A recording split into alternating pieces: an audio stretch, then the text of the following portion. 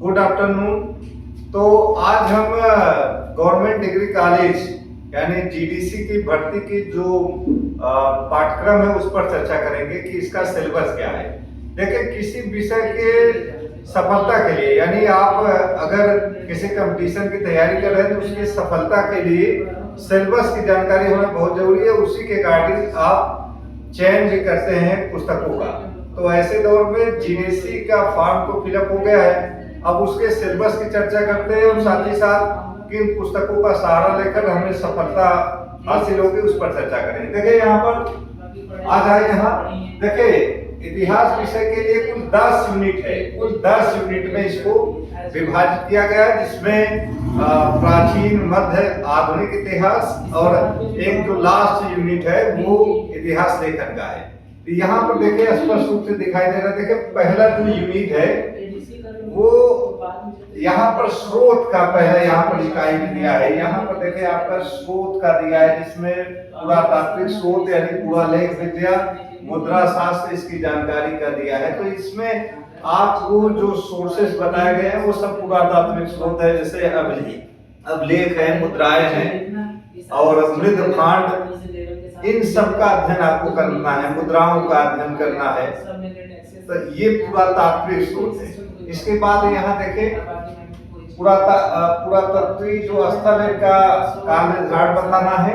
साहित्यिक स्रोत दिया है, यहाँ पर देखिए स्वदेशी साहित्य यानी जो भारतीय साहित्य थे, धार्मिक और धर्मनिरपेक्ष साहित्य जो है इसकी बात करना है, मिथक की बात करना है, दंत कथाएं, इन सब का हमें अध्ययन करना है। तो स्वदेशी सोर्सेज का मतलब है कि जो साहित्यिक स्रोत है उसका अध्ययन करना है हमें।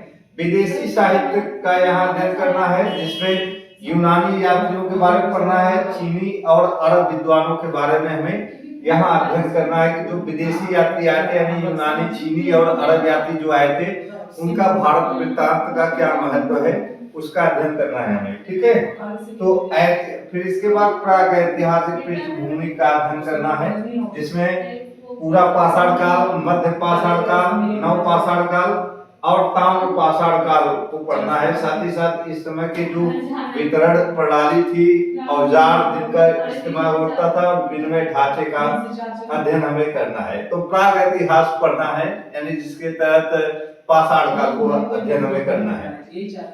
इसके बाद सिंधु घाटी सभ्यता या हड़प्पा सभ्यता को पढ़ना है, जिसमें हम अध्ययन करेंगे इसके उद्भव का, विस्तार सीमा का अध्ययन करेंगे। मुख्य स्थल जो महत्वपूर्ण थे उनका अध्ययन किया जाएगा, जैसे हड़प्पा, मोहनजोदड़ो, चंबूदड़ो, लूथल, धौलावीरा, इन सब का अध्ययन होगा। अधिवास का स्वरूप, इसका अध्ययन करेंगे। इसके बाद शिल्प विशिष्टता, यहाँ पर शिल्प विशिष्टता कैसी थी, उसका धर्म यानी धर्म के प्रति झुकाव कैसा था इनका, समाज और राज्य शासन की क्या क्या विधियां थी, यानी यहाँ पर शासन व्यवस्था कैसे होता था।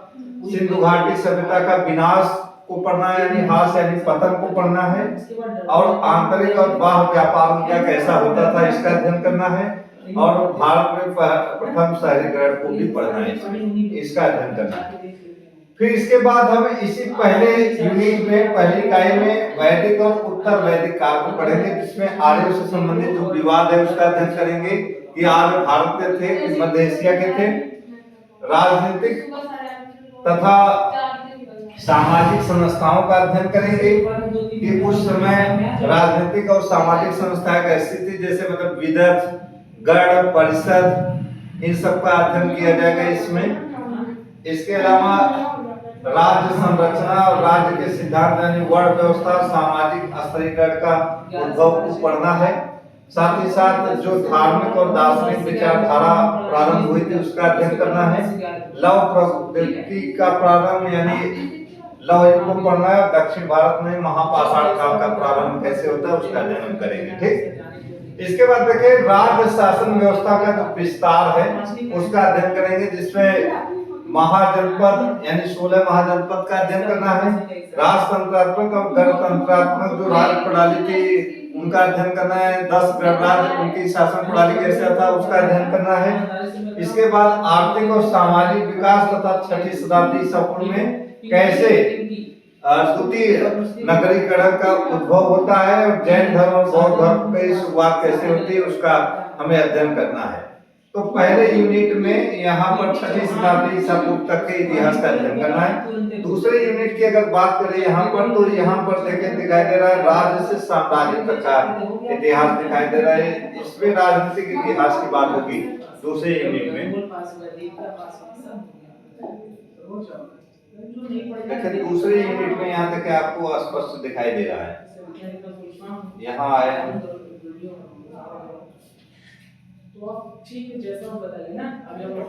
तो दूसरे यूनिट में आपको राज्य से साम्राज्य तक यानी मगध का उत्थान, सिकंदर के अधीन यूनानी आक्रमण जो हुआ था, इसके अलावा इसका क्या प्रभाव पड़ा, मौर्यों का प्रसार, मौर्यों की राज व्यवस्था यानी इनका प्रशासन कैसा था, केंद्रीय प्रांतीय प्रशासन आपको पढ़ना है, शहरी प्रशासन पढ़ना है, समाज कैसा था उस समय का, अर्थव्यवस्था, अशोक का धम्म पढ़ना है कि अशोक का धम्म का स्वरूप कैसा था, इसके बाद उसकी प्रवृत्ति यानी प्रकृति उसका पढ़ना है, मौर्य साम्राज्य का पतन पढ़ना है।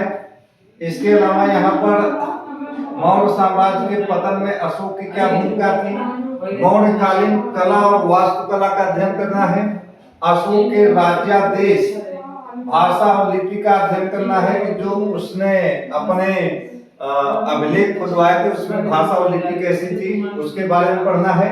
साम्राज्य का अंत और क्षेत्रीय ताकतों का उदय यानी इस समय जो साम्राज्यों का अंत हुआ था फिर कुछ क्षेत्रीय ताकत आए थे उनका अध्ययन करना है, जिसमें देखे विदेशियों में बात करें तो इंडो ग्रीक यानी हिंद यूनानी, शुंग वंश ये देशी राजवंश में है, सातवाहन ये दक्षिण भारत में राजवंश था, कुषाण क्षत्र का अध्ययन करना है, खारवेल संगम साहित्य में प्रतिबिंबित दक्षिण भारत का प्रशासन प्रणाली और समाज यानी संगम साहित्य में जो दक्षिण भारत का समाज था और प्रशासित प्रणाली उसका अध्ययन करना है, और खारवेल का यहाँ अध्ययन करना है। मोड़स्तर काल में कला और वास्तुकला कैसा था, जिसमें मुख्यतः कौन कौन सी कलाएं हैं, गांधार कला, मथुरा कला, अमरावती कला शैलियों को हमें पढ़ना है।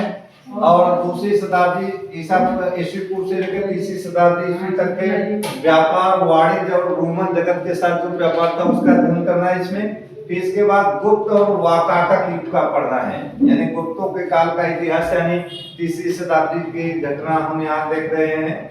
तो यहाँ पर राज्य शासन व्यवस्था, समाज, कृषि, अर्थव्यवस्था, इसके अलावा भूमि जो अनुदान दिए गए थे उसका अध्ययन करना है, राजस्व और भू अधिकार का अध्ययन करना है, गुप्त काल में जो प्रमुख मुद्राएं हैं उनका अध्ययन करना है, मंदिर स्थापत्य कला शैली का प्रारंभ इसी काल खंड से होता है, नागर शैली और बेसर शैली का बारे में अध्ययन करना है, संस्कृत भाषा और संस्कृत के विकास का अध्ययन करना है, विज्ञान प्रौद्योगिकी, खगोल विज्ञान, गणित, औषधि में विकास का स्वरूप की जो अवधारणा थी, और इसके बाद हर्ष और उसके युग का अध्ययन करना है, साथ ही साथ इसके प्रशासन और धर्म का भी अध्ययन यहाँ होगा। तो दो यूनिट में यहाँ पर हर्ष का इतिहास पर समाप्त होता है। फिर तीसरे यूनिट की चर्चा करें। यहाँ देखें तीसरा यूनिट जो है, तीसरे यूनिट में यहाँ देखें हम देखें जो तीसरा यूनिट है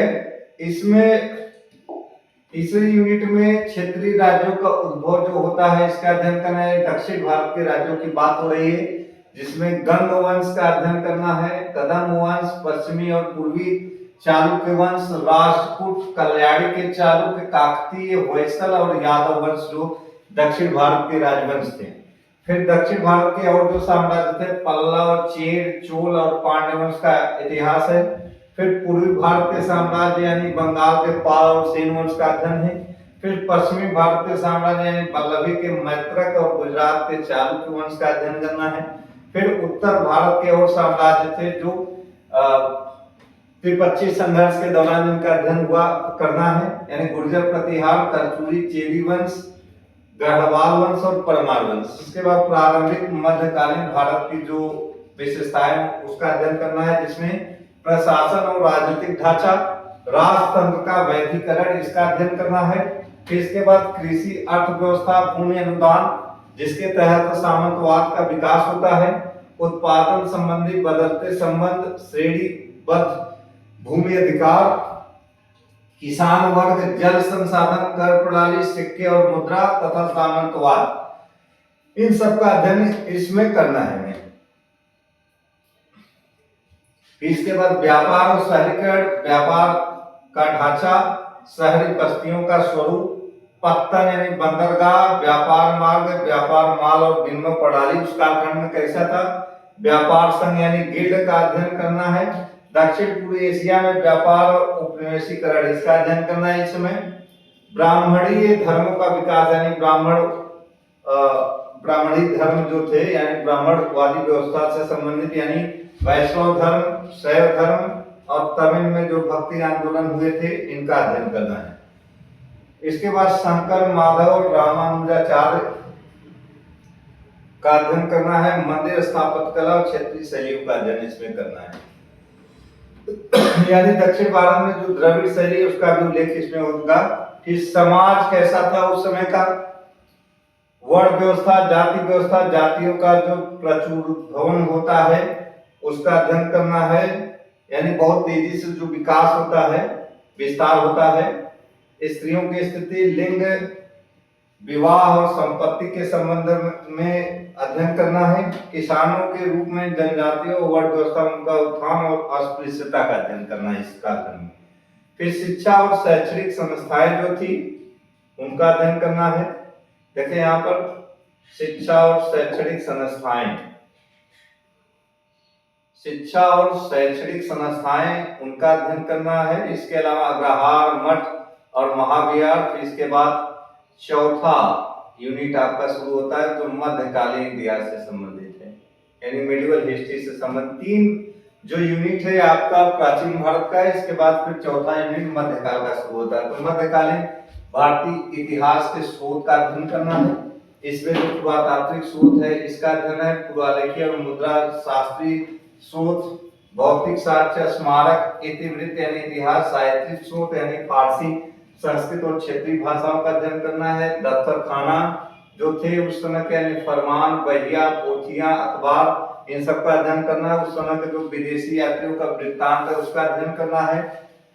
फारसी, अरबी और अल्बरूनी का यात्रा विवरण, राजनीतिक घटनाएं, गजनवी विजय, गोरी का आक्रमण, दिल्ली सल्तनत का आरंभ। इसके बाद तुर्क खिलजी, तुगलक, सैयद वंश का इतिहास का अध्ययन करना है जो राजनीतिक इतिहास है। दिल्ली सल्तनत का पतन।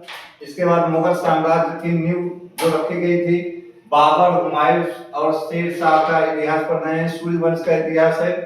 अकबर से लेकर औरंगजेब तक क्या क्या प्रसार होता है साम्राज्य का और उसके सुदृढ़ीकरण की प्रक्रिया का अध्ययन करना है। इसके बाद मुगल साम्राज्य के पतन का अध्ययन करना है। फिर इसके बाद मुगल साम्राज्य के बाद जो उत्तर मुगल कालीन शासक थे और मुगल साम्राज्य का विघटन, इनका अध्ययन करना है। यानी 1707 के से लेकर 1757 तक की घटनाएं हैं उसका अध्ययन करना है। फिर विजयनगर और बहमनी साम्राज्य का अध्ययन करना है। इसके बाद दक्षिण के सल्तनत में बीजापुर, गोलकुंडा, बीदर, बरार, अहमदनगर का अध्ययन, उत्थान, प्रसार और विघटन, पूर्वी गंग और सूर्यवंशी गजपति शासक, मराठों का उत्थान, शिवाजी द्वारा स्वराज की स्थापना, पेशवाओं के अधीन उसका विस्तार, मुगल मराठों के संबंध, मराठा राजसंघ और पतन का कारण, इन सब का अध्ययन करना है। तो ये आपके चीजें स्पष्ट रूप से दिखाई दे रही है कि चौथा जो यूनिट है ये कुल मिलाकर दिल्ली सल्तनत और मुगल काल से संबंधित यूनिट है। इसमें आपको दिल्ली सल्तनत से लेकर मराठों के बारे में भी जानकारी आपको अर्जित करना है। फिर इसके बाद देखिए यहाँ पर जो 5वां यूनिट आपका दिखाई दे रहा है, 5वां यूनिट यहाँ से जिसमें प्रशासन और अर्थव्यवस्था है। इसके अलावा सल्तनत के समय क्या प्रशासन था, दिल्ली सल्तनत के समय के प्रशासन की बात की जा रही है। राज्य का उस समय क्या स्वरूप था, धर्मतंत्री व्यवस्था थी कि राजतंत्री व्यवस्था थी, इसकी चर्चा करना है। केंद्रीय प्रशासन, प्रांतीय प्रशासन और स्थानीय प्रशासन का इस समय अध्ययन करना है कि दिल्ली सल्तनत काल में जो केंद्रीय प्रशासन था उसकी स्थिति कैसी थी, प्रांतीय प्रशासन था उसकी क्या स्थिति थी, और साथ ही साथ जो स्थानीय स्तर का प्रशासन है उसका आपको अध्ययन करना है कि जिले से लेकर यानी सरकार से लेकर गांव स्तर का प्रशासन कैसा था उसका अध्ययन करना है। फिर इसके बाद उत्तराधिकार के नियम है, इसका अध्ययन हमें करना है। ठीक, फिर इसके बाद देखिए शेरशाह सूरी के प्रशासनिक सुधार को पढ़ना है, यानी शेरशाह के समय के जो प्रशासनिक सुधार थे, यानी सबसे महत्वपूर्ण सुधार उसका ये माना जाता है कि उसने जिले से लेकर गांव स्तर तक के प्रशासन की नींव रखा था। ठीक, तो यहाँ पर हम देखते हैं एक चीज स्पष्ट होता है कि शेरशाह के समय जो केंद्रीय प्रशासन है, प्रांतीय प्रशासन है और स्थानीय प्रशासन का अध्ययन इसमें हमें करना है। ठीक,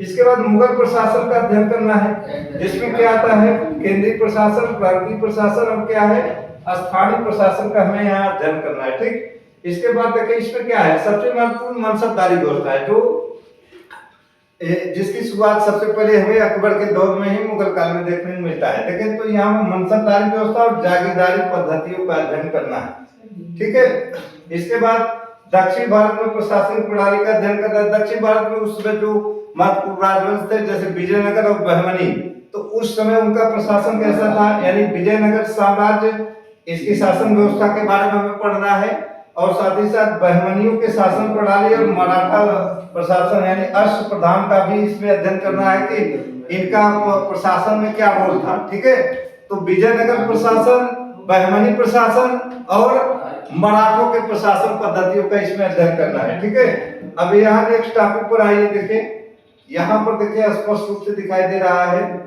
ये नेक्स्ट टॉपिक आपको, ये यहाँ पर हम आगे मराठों का प्रशासन हो गया था। इसके बाद देखें हम यहाँ पर कृषि उत्पादन व्यवस्था, सिंचाई व्यवस्था, ग्राम अर्थव्यवस्था और किसान वर्ग जो थे उनका अध्ययन करना है।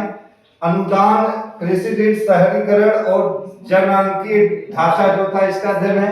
इसके बाद उस समय उस कालखंड के जो उद्योग धंधे थे जैसे सूती कपड़ा, हस्तशिल्प, कृषि आधारित उद्योग, संगठन, कारखाने और प्रौद्योगिकी का अध्ययन करना है। इसमें व्यापार और वाणिज्य का इसमें अध्ययन करना है, यानी राज्य की जो नीतियां थी इसके संबंध में, आंतरिक और बाह्य व्यापार, यूरोपीय व्यापार, इन सबका इसमें अध्ययन करना है। तो ये पांचवें यूनिट के तहत आपका आता है, पांचवें यूनिट के तहत इसी का हमें अध्ययन करना है। अब यहाँ पर हम आए देखें पांचवें यूनिट में और भी कुछ चीजें रह गई हैं, इसको हम यहाँ पर समझते हैं जरा सा।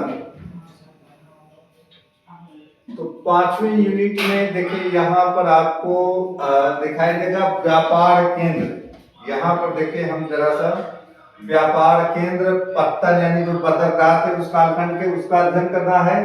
परिवहन और संचार साधन का अध्ययन करना है। हुंडी यानी विनिमय पत्र, बीमा, राज्य की आय और व्यय व्यवस्था क्या थी, उस समय का मुद्रा व्यवस्था क्या था, टकसाल प्रणाली, दुर्भिक्ष यानी अकाल जो पड़ता था, और किसान विद्रोह का उस कालखंड में अध्ययन करना है। तो ये कुल मिलाकर 5 यूनिट का हमने डिस्कशन कर लिया। छठे यूनिट में देखिए उस समय के समाज और संस्कृति का अध्ययन करना है, छठा यूनिट है। इसमें सामाजिक संगठन, सामाजिक संरचना का अध्ययन करना है और फिर साथ ही साथ सूफियों के जो सिलसिले, जो संप्रदाय थे इनका अध्ययन करना है, उनके विश्वास और प्रथाओं का अध्ययन करना है। प्रमुख सूफी संत जो थे यानी निजामुद्दीन औलिया, ख्वाजा मोइनुद्दीन चिश्ती, इन सब का अध्ययन करना है। सामाजिक समन्वय का अध्ययन करना है। भक्ति आंदोलन, शैव, वैष्णव और जो शाक्त संप्रदाय है इसका अध्ययन करना है। साथ ही साथ मध्यकालीन युग के जो संत थे इनका अध्ययन करना है, यानी उत्तर और दक्षिण भारत के जो संत थे इनका अध्ययन करना है। साथ ही साथ सामाजिक, राजनीतिक, धार्मिक जीवन पर उनका क्या प्रभाव पड़ा है, और साथ ही साथ मध्यकालीन भारत में जो स्त्री संत थी उनका हमें इस कालखंड में अध्ययन करना है। तो फिर इसके बाद देखिए यहाँ पर इसमें मीराबाई भी आ जाएंगी। सिख आंदोलन का अध्ययन करना है, जिसमें महत्वपूर्ण संत के तौर पर कौन दिखाई देता है, गुरु नानक देव दिखाई देते हैं। तो गुरु नानक देव और उनकी शिक्षाएं, यानी उनकी कौन कौन सी शिक्षाएं थी। आदि ग्रंथ जो सिखों का प्रमुख ग्रंथ था, खालसा प्रणाली, इसका अध्ययन करना है हमें। सामाजिक वर्गीकरण, यानी उस समय सामाजिक वर्गीकरण कैसा था, शासक वर्ग, प्रमुख धार्मिक समूह उस कालखंड में कौन कौन से थे, उलेमा, वणिक और व्यावसायिक वर्ग, राजपूत समाज, इनका अध्ययन करना है।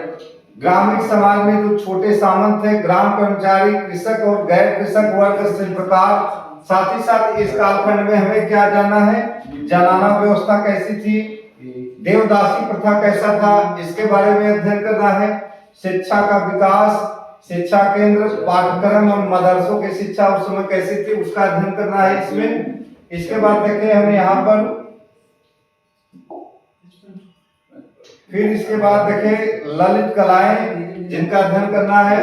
इसमें चित्रकारी की प्रमुख जो शैलियां थी, मुगल, राजस्थानी, पहाड़ी, गढ़वाली, संगीत का विकास, कला और वास्तुकला यानी इंडो इस्लामी वास्तुकला, मुगल वास्तुकला, क्षेत्रीय वास्तुकला जो विभिन्न क्षेत्रों में वास्तुकलाएं थी, जैसे राजस्थानी वास्तुकला बहुत महत्वपूर्ण थी, इंडो अरबी वास्तुकला, मुगल उद्यान, मराठा दुर्ग, पूजा गृह और मंदिर, इन सबका अध्ययन हमें छठे यूनिट में करना है। ठीक है, इसके बाद देखिए 4 यूनिट और आपका अभी बाकी है, 4 यूनिट और बाकी है आपका। यहाँ देखें हम इसका अध्ययन करें, यानी 7वें यूनिट की तरफ हम आ गए हैं यहाँ पर।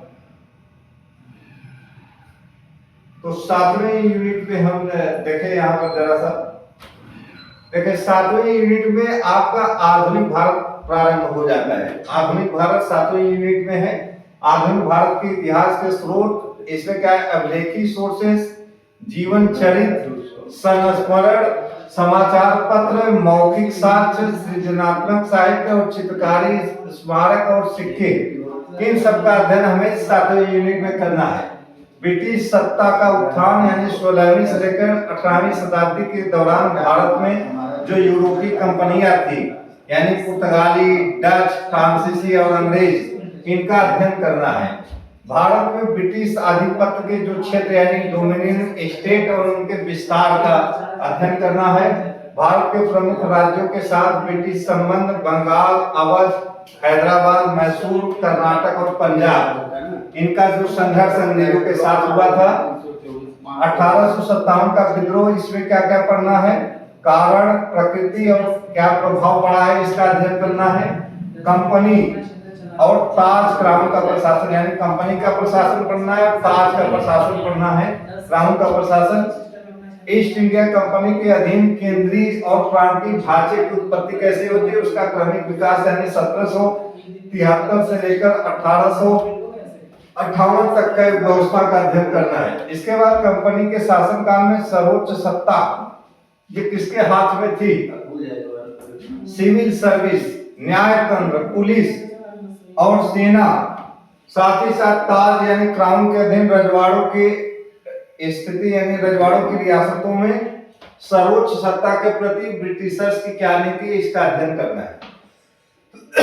इसके बाद स्थानीय स्वशासन, यानी स्थानीय स्तर पर जो सरकारें चलती थी उसका अध्ययन पढ़ना है, स्थानीय। फिर इसके बाद संवैधानिक परिवर्तन, यानी 1909 से लेकर 1935 तक के अधिनियम का अध्ययन इसमें करना है। तो 7 यूनिट आपका क्लियर हो गया। अभी 2 यूनिट में और आधुनिक भारत है। तो देखिए यहाँ 8वें यूनिट की चर्चा करें हम लोग जरा सा। देखिए 8वें यूनिट में कृषि का विस्तार तथा वाणिज्यीकरण का अध्ययन हमें करना है। इसके बाद भू अधिकार, भूमि बंदोबस्त, यानी भूमि बंदोबस्त की जो प्रणालियां थी, अस्थायी बंदोबस्त, रैयतवाड़ी, महलवाड़ी, इसका अध्ययन करना है। फिर ग्रामीण ऋणग्रस्तता, यहाँ पर देखें ग्रामीण ऋणग्रस्तता, भूमिहीन श्रम यानी बेकारी की व्यवस्था, सिंचाई और नहर व्यवस्था का उस कालखंड में अध्ययन करना है।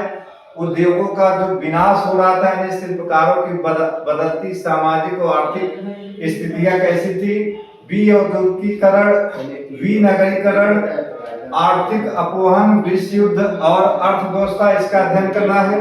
साथ ही साथ ब्रिटिश औद्योगिक नीति, मुख्य आधुनिक उद्योग उस समय कैसा था, कारखाना कानून का स्वरूप, श्रम और मजदूर संघ आंदोलन, इसका अध्ययन करना है। मौद्रिक नीति का अध्ययन करना है। बैंकिंग, मुद्रा और विनिमय प्रणाली, रेलवे तथा सड़क परिवहन, संचार और डाक टेलीग्राफ का अध्ययन इसमें करना है। नूतन यानी नवीन जो शहर केंद्रों का जो विकास हुआ, साथ ही साथ नगर आयोजन और स्थापत्य की जो नई विशेषताएं हुई, शहरी समाज और शहरी समस्याओं का अध्ययन करना है इसमें। अकाल, महामारी, सरकारी नीति, जनजाति और किसान आंदोलन, इसका अध्ययन करना है। इसके बाद संक्रमण काल में भारतीय समाज कैसा था, उस कालखंड में भारतीय समाज कैसा था, जो संक्रमण काल चल रहा था उस कालखंड में, ईसाई धर्म से संपर्क, ईसाई मिशन, ईसाई मिशनरी, भारत की सामाजिक आर्थिक प्रथाओं और धार्मिक धारणाओं की समालोचना करना है। साथ ही साथ शैक्षिक और अन्य जो गतिविधियां हैं इसका अध्ययन करना है। इसके अलावा नई शिक्षा यानी सरकारी नीति, स्तर और विषय वस्तु, अंग्रेजी भाषा, विज्ञान, प्रौद्योगिकी, लोक स्वास्थ्य, औषधि, आधुनिकतावाद की ओर, इन सबका अध्ययन हमें करना है। साथ ही साथ भारतीय पुनर्जागरण का अध्ययन इसी में करना है। तो भारतीय पुनर्जागरण की हम यहाँ बात कर ले जरा सा। भारतीय पुनर्जागरण, तो भारतीय पुनर्जागरण है। इसके बाद सामाजिक धार्मिक सुधार आंदोलन जो हो रहा था, यानी जिसको पुनर्जागरण की संज्ञा दी गई है। इसके अलावा मध्यम वर्ग का उद्भव, जातिगत संगठन और जाति गतिशीलता का अध्ययन करना है। इसमें स्त्रियों से संबंधित जो प्रश्न है उस पर चर्चा है, राष्ट्रवादी चर्चा, स्त्रियों के संगठन, स्त्रियों से संबंधित ब्रिटिश कानून जो बनाए गए थे, यानी सती प्रथा, बाल विवाह अधिनियम जो बनाए गए थे, लिंग पहचान और संवैधानिक स्थिति। इसके बाद देखें ब्रिटिश प्रेस जो प्रिंटिंग प्रेस थे, पत्रकारिता संबंधी जो गतिविधियां और लोकमत से संबंधित नियम थे, भारतीय भाषाओं और साहित्यिक विधाओं का आधुनिकीकरण, इसका अध्ययन करना है। इसमें क्या क्या है, चित्रकारी, संगीत, प्रदर्शन कलाओं का पुनर्स्थापन, इन सबका अध्ययन करना है। इसके बाद जो नवा यूनिट है वो किस पर आधारित है, नेशनल मूवमेंट, भारतीय राष्ट्रीय आंदोलन पर आधारित नवा यूनिट है। इसका अध्ययन हम करें जरा सा। यहाँ देखें नवा यूनिट का अध्ययन करते हैं, यानी नवा यूनिट जो है ये आपका देखिए भारतीय राष्ट्रवाद का उत्थान पढ़ना है कि भारत में राष्ट्रवाद का उत्थान कब होता है। यानी हम कह सकते हैं कि 1885 से लेकर 1947 तक का कालखंड। राष्ट्रवाद का सामाजिक और आर्थिक आधार क्या था उसका अध्ययन करना है। भारतीय राष्ट्रीय कांग्रेस का जन्म, भारतीय राष्ट्रीय कांग्रेस के सिद्धांत और उनके कार्यक्रम, 1885 से लेकर 1920 तक प्रारंभिक राष्ट्रवादी जो थे उनका अध्ययन करना है। स्वग्राही राष्ट्रवादी और आंदोलनकारी, इनका अध्ययन करना है। स्वदेशी और स्वराज का अध्ययन करना है। गांधीवादी जन आंदोलन जो थे उनका अध्ययन करना है, गांधी जी द्वारा जो चलाए गए आंदोलन उनका अध्ययन करना है। सुभाष चंद्र बोस और आईएनए का अध्ययन करना है। राष्ट्रीय आंदोलन में मध्यवर्ग की क्या भूमिका थी, राष्ट्रीय आंदोलन में स्त्रियों की क्या भागीदारी थी, वामपंथी राजनीति, दलित वर्ग आंदोलन और सांप्रदायिकता, इसका अध्ययन करना है। भारत की स्वतंत्रता और विभाजन, स्वतंत्रता के पश्चात भारत विभाजन की क्या क्या चुनौतियां थी।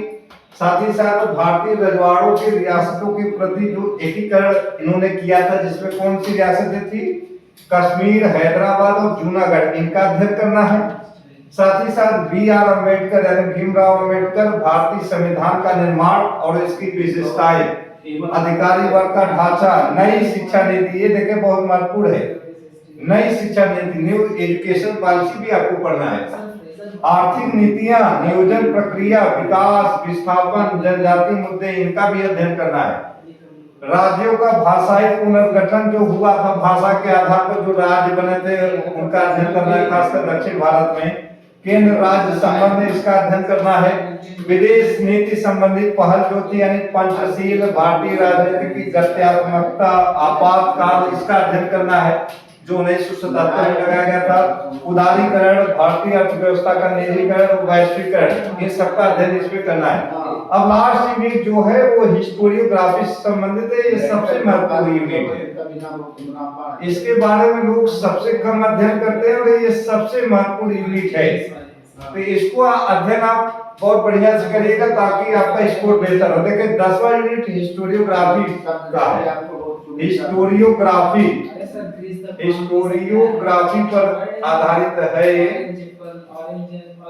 10वां यूनिट। इसका अध्ययन आपको बढ़िया से करना है। ऐतिहासिक प्रणाली, शोध कार्य प्रणाली, इतिहास लेखन, ये पहला चैप्टर है इसका। इसके बाद इतिहास का स्वरूप, विषय विस्तार की सीमा और महत्व। इसके बाद इतिहास में वस्तुनिष्ठता क्या होती है, पूर्वाग्रह क्या होता है, इतिहास में कार्य कारण संबंध और कल्पना, इसका अध्ययन करना है। साथ ही साथ अन्वेषणात्मक संक्रिया, इतिहास में आलोचना, संश्लेषण तथा प्रस्तुति इसका अध्ययन करा है। इसके बाद इतिहास और उसके सहायक जो विज्ञान है, साथ ही साथ विज्ञान, कला, इतिहास या सामाजिक विज्ञान के साथ इसके क्या संबंध है इसका अध्ययन करना है। तो यहाँ पर हमने अध्ययन कर लिया कि गवर्नमेंट डिग्री कॉलेज में इतिहास का क्या सिलेबस है, क्या महत्वपूर्ण सिलेबस है, इसकी चर्चा हमने कर लिया है।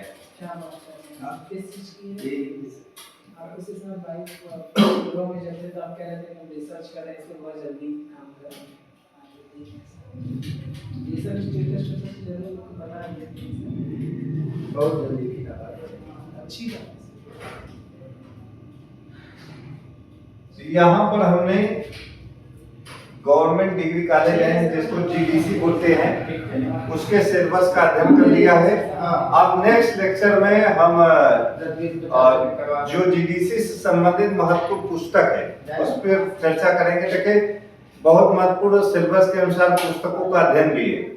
तो जीडीसी के यूनिट वाइज यानी प्राचीन भारत में किन पुस्तकों का अध्ययन करना है, मध्यकाल में किन पुस्तकों का अध्ययन करना है, आधुनिक काल में किन पुस्तकों का अध्ययन करना है, साथ ही साथ इतिहास लेखन के लिए कौन से पुस्तकों का अध्ययन करना है, उस पर हम लोग ध्यान देंगे।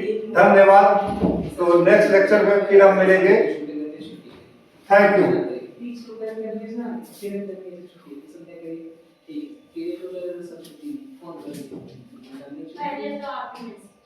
पहले मैंने क्या मैसेज किया छुट्टी। हां तो आप छुट्टी कर दिए, उसके बाद आपने फोन कर दिया। आगे से छुट्टी नहीं करेंगे सर, तो अभी संडे को छुट्टी है, फिर नहीं छुट्टी की है।